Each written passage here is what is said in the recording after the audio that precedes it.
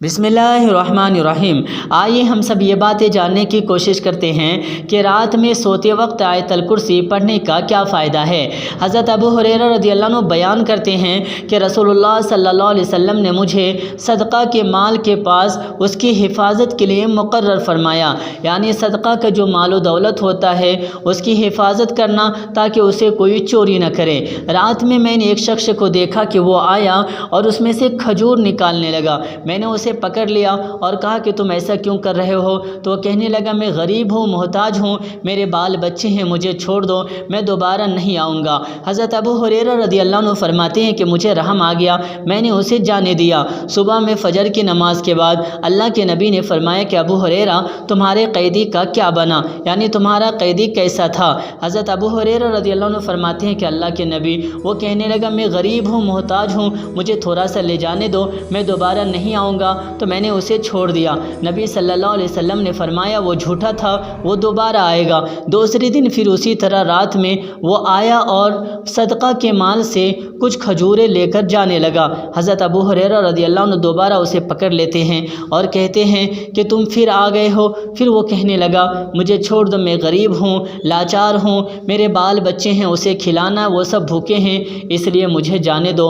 حضرت ابو ہریرہ رضی اللہ عنہ فرماتے ہیں کہ دوسرے دن بھی مجھے اس پر رحم آ گیا اور میں اسے جانے دے دیا۔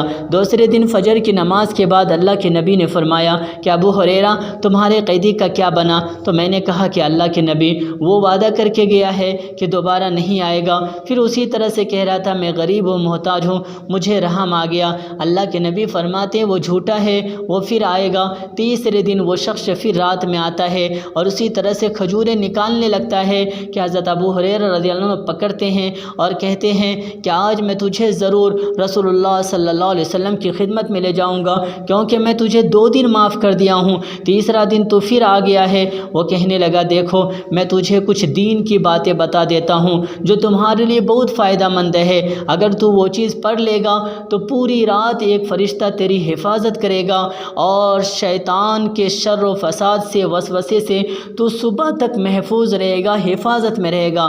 چنانچہ حضرت ابو ہریرہ رضی اللہ عنہ فرماتے ہیں کہ ٹھیک ہے مجھے وہ دین کی باتیں بتاؤ۔ چنانچہ وہ آیت الکرسی بتاتا ہے، اللہ لا الہ الا هو الحی القیوم لا تأخذہ سنۃ ولا نوم لہ ما فی السماوات وما فی الارض من ذا الذی یشفع عندہ الا بإذنہ یعلم ما بین ایدیہم وما خلفہم ولا یحیطون بشیء من علمہ الا بما شاء وسع کرسیہ السماوات والارض ولا یؤودہ حفظہما وہو العلی العظیم۔ حضرت ابو ہریرہ رضی اللہ عنہ فرماتے ہیں کہ میں نے اسے جانے دیا۔ تیسرے دن فجر کی نماز کے بعد اللہ کے نبی کہنے لگے ابو ہریرہ تمہارے قیدی کا کیا بنا؟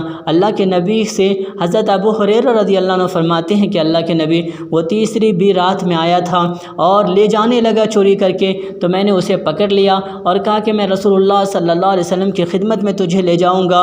تو وہ کہنے لگا میں تجھے کچھ دین کی باتیں سکھا دیتا ہوں جو تیرے لیے فائدہ مند ہو، اس لیے میں نے چھوڑ دیا اور انہوں نے مجھے یہ آیتیں بتائی ہے۔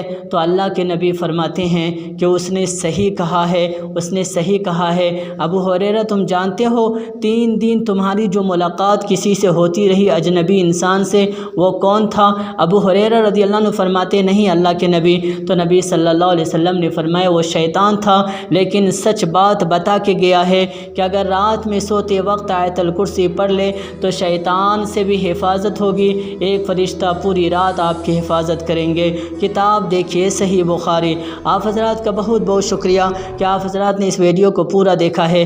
ہو سکے تو ہمارے چینل قرآن و حدیث 03 کو سبسکرائب کر لیں تاکہ نئی آنے والی ویڈیو آپ تک جلد سے جلد پہنچ سکے۔ ہو سکے تو اس ویڈیو کو اپنے دوست احباب میں شیئر کر دیں تاکہ وہ بھی آیت الکرسی سوتے وقت پڑھے تو ان کا بھی فائدہ ہوگا، آپ کا بھی فائدہ ہوگا، ثواب مجھے بھی ملے گا، آپ کو بھی ملے گا۔ اللہ تبارک و تعالی ہم سبوں کو ہمیشہ سوتے وقت رات میں آیت الکرسی پڑھ کر سونے کی توفیق عطا فرمائے، آمین۔ ربنا تقبل منا انک انت السمیع العلیم وتب علینا انک انت التواب الرحیم۔